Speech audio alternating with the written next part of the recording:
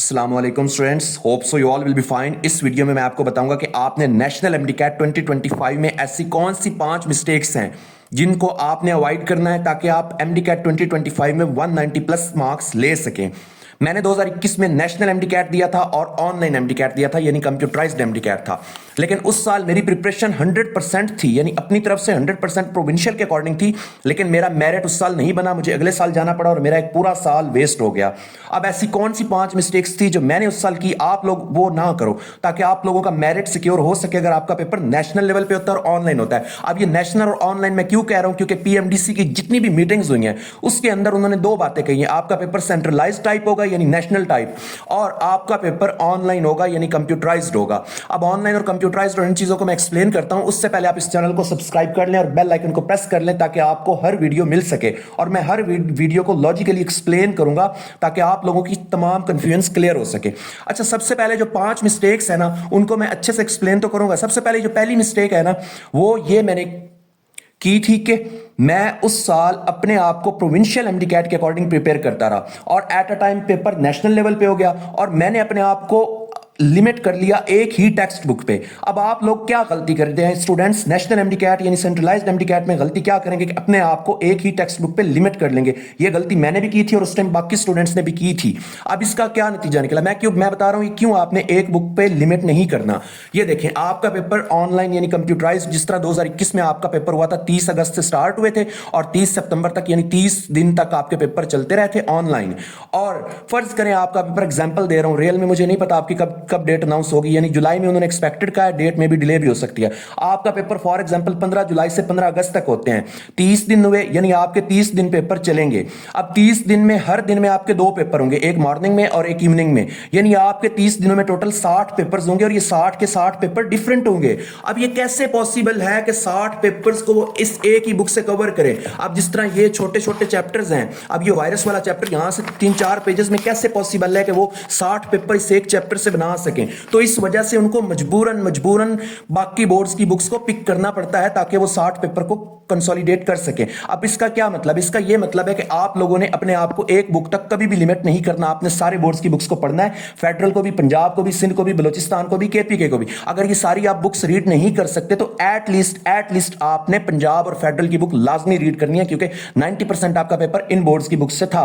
और अगर आप ये सारी बुक्स एट अ टाइम नहीं रीड कर सकते तो इसका यह सॉल्यूशन है कि हमारे मेडिकल स्टूडेंट्स की टीम ने आप लोगों के लिए कुछ स्लाइड्स प्रिपेयर की हैं पीडीएफ फॉर्म में, यानी उसके अंदर सारे बोर्ड्स की बुक्स का डाटा इंक्लूड किया गया। अगर आप वो लेना चाहते हैं वो पेड है, एक सब्जेक्ट की जो फी है वो आपकी पॉकेट मनी जितनी है, केमिस्ट्री और बायो की है, तो आप कमेंट में दिए गए नंबर पर मैसेज करें, व्हाट्सएप करें, आपको मिल जाएंगे और डिस्क्रिप्शन में भी नंबर दिया गया। अच्छा, पहली ये मिस्टेक थी जो मैंने की थी, उस टाइम बाकी स्टूडेंट्स ने की थी और आपने इससे बचना है ताकि आपके जितने भी एमसीक्यूज हैं बायो के, स्पेशली बायो और केमिस्ट्री के, वो आपके कंप्लीटली कवर हो सके, क्योंकि 68 बायो के होते हैं, 54 केमिस्ट्री के होते हैं। दूसरी जो मिस्टेक है आपने बचना है वो ये है कि practice MCQs without following the PMDC pattern. अब आप जो भी एमसीक्यूज को, चैप्टर के एमसीक्यूज को प्रैक्टिस करते हो, आप किसी भी लोकल बुक से प्रैक्टिस करते हो। अब ये गलती मैं बता रहा हूं, आपने इससे बचना कैसे है। आपने देखना है पीएमडीसी ने अपने सिलेबस के अंदर एक बात मेंशन किया, मैं कॉपी पेस्ट बात बता रहा हूं।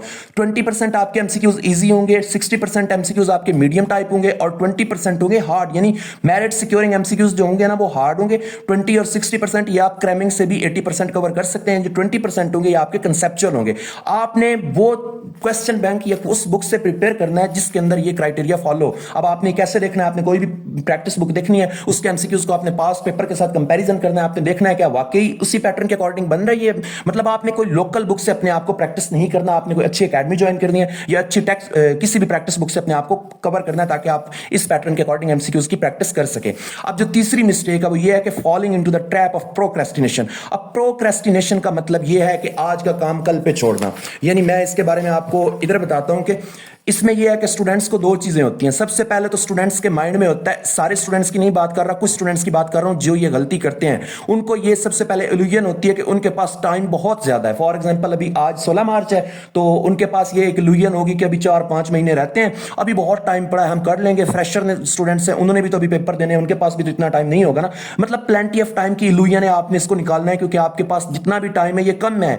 आपका सिलेबस बार बार जब तक रिवीजन नहीं होंगी आप कभी भी मेरिट सिक्योर नहीं कर सकते, तो आपने इस इल्यूजन को निकालना है। दूसरा प्रोक्रेस्टिनेशन में आता है कि टफ और बोरिंग टॉपिक्स को आप डिले कर देते हो। यानी फॉर एग्जांपल एक टॉपिक बायो एनर्जेटिक्स वाला चैप्टर है, आप स्टार्ट किससे करेंगे? आप एंजाइम से करेंगे। आप इजी चैप्टर पहले करेंगे, टफ चैप्टर बाद में करेंगे। इससे ये होगा कि आपकी जो पोटेंशियल था, मैक्सिमम पोटेंशियल स्टार्टिंग एनर्जी थी, वो आपके इजी चैप्टर में लगेगी और आपके टफ चैप्टर्स फिर रह जाएंगे। तो इसका बेटर सोल्यूशन ये कि आप टफ चैप्टर्स को पहले करें, या आप पोमोडोरो टेक्निक को यूज करें। इस टेक्निक में क्या होता है कि आपने 45 मिनट्स पढ़ना होता है, 15 मिनट्स आपने रेस्ट करनी होती है अगर आपका पढ़ने का दिल नहीं करता। इस तरह करके हर घंटे में आप 45 मिनट्स पढ़ेंगे, 15 मिनट रेस्ट करेंगे और अपने टॉपिक्स को डिस्ट्रीब्यूट करेंगे। फॉर एग्जांपल बायोएनर्जेटिक्स के अंदर 2 टॉपिक हैं, एक फोटोसिंथेसिस और एक रेस्पिरेशन। अब आप वो चैप्टर बहुत लेंथी लगता है आपको, आपने क्या करना है, फोटोसिंथेसिस वाला एक चैप्टर अलग कर लेना है और रेस्पिरेशन वाला अलग कर लेना है। आपने फोटोसिंथेसिस भी करनी है, रेस्पिरेशन भी करनी है। पहले फोटोसिंथेसिस कर लेनी है, फिर रेस्पिरेशन। अब आपने उस एक चैप्टर को 2 चैप्टर्स में डिवाइड कर दिया है। इस तरह करके आपने जब डिस्ट्रीब्यूशन करनी है टॉपिक्स की, आपको ये चीजें इजी लगना स्टार्ट हो जाएंगी।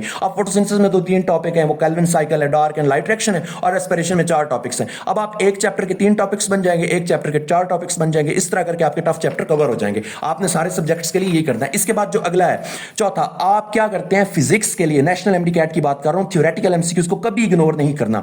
2021 के अंदर आपके पेपर में थ्योरेटिकल एमसीक्यूज आए थे और वो पंजाब की बुक से बने थे और फेडरल की बुक से बने थे। यानी फेडरल की जो फिजिक्स की बुक है, आपने उसको छोड़ना नहीं है, आपने उसको कवर करना है, और पंजाब की टेक्स्ट की बुक्स या अपने बोर्ड की बुक्स को साथ कवर करना है और थ्योरेटिकल एमसीक्यूज पे फोकस करना है।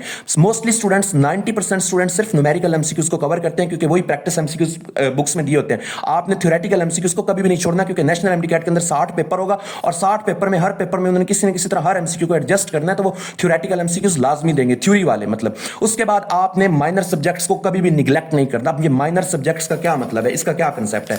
इसका ये मतलब है कि अब ये जो है ना, आपके बायो केमिस्ट्री फिजिक्स के 68 एमसीक्यूज, 54 एमसीक्यूज, 54 यानी 176 एमसीक्यूज आपके जो मेजर सब्जेक्ट 3 में से बनते हैं। अब 99% स्टूडेंट्स स्टार्ट में फोकस इन सब्जेक्ट्स पे करते हैं, जो कि बहुत अच्छी बात है, लेकिन मसला तब आता है जब वो अपने माइनर सब्जेक्ट्स यानी इंग्लिश और लॉजिकल रीजनिंग जिनमें 24 एमसीक्यूज बनते हैं, ये माइनर सब्जेक्ट्स हैं लेकिन कंपेटिटिव सब्जेक्ट्स हैं, इनको छोड़ देते हैं, छोड़ते नहीं है, इन पे फोकस नहीं करते। अब उसका इशू ये बनता है कि एंड पे आकर उनके पास इतना टाइम नहीं बचता, वो क्या करते हैं, फिर बाद में वो इन चीज़ों में इतना फोकस नहीं करते, यहाँ से एमसीक्यूज गलत कर बैठते हैं। लेकिन उनको समझना है कि आपके 24 एमसीक्यूज आपके कंपेटिटिव एमसीक्यूज है, यानी मेरिट सिक्योरिंग एमसीक्यूज। अगर आप गवर्नमेंट पब्लिक मेडिकल कॉलेज में एडमिशन लेना चाहते हैं तो आपने अपने माइनर सब्जेक्ट्स को कभी इग्नोर नहीं करना।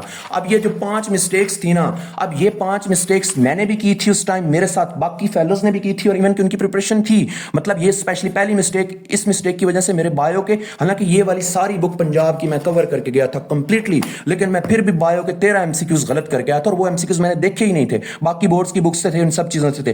तो आपने मिस्टेक से बचना है। और बाकी इस तरह की वीडियोस आपने अगर देखनी है तो आपने इस चैनल को लाजमी सब्सक्राइब करना और बेल आइकन को भी प्रेस करना है ताकि मैं अगली आने वाली वीडियो मोटिवेशन के साथ अपलोड करूं और लॉजिकली हर चीज को एक्सप्लेन करके अपलोड करूं। Thank you so much for watching and subscribe.